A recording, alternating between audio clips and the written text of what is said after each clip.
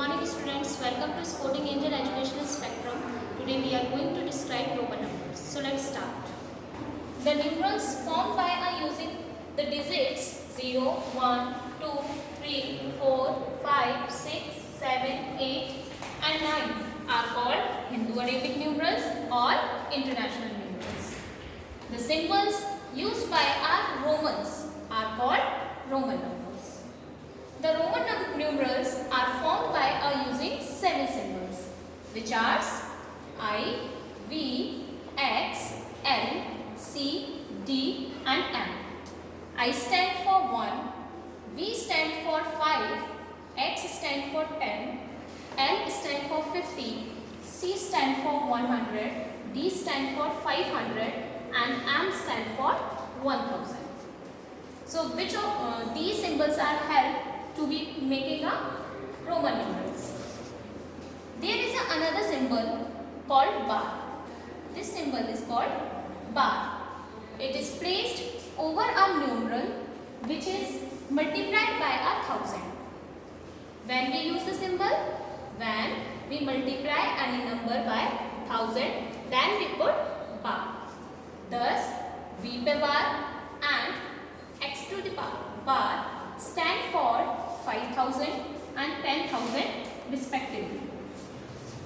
Symbols I, X, C, M are repeated, whereas V, L and D are never repeated. No symbols is repeated more than 3 times. We only repeat the numeral, we only repeat the Roman symbol only 3 times. We can't repeat it more than 3 times. Rules to write Roman numerals. First one is multiplication rule. On this rule, when we multiply the Roman symbol, similarly it means x into x is equal to 10 into 2 because x is stand for 10 and we write here x 2 times, that's why 10 into 2 is equal to 20. Here C into C into C. C stands for 100 and how many times? 1, 2, 3. 3 times. That's why 10 into 3 is equal to 300. Now addition rule. In addition rule, when the smaller number is written on right hand side and the greater number is written on left hand side. Here I is written right hand side and X is written left hand side. 10 plus 1 is equal to 11. X plus V, it means 10 plus 5 is equal to 15. Here C plus V plus I plus I. Here 100 plus 5 plus 2 because I stand for 1 and here we write I 2 times, that's why we have to write here 2.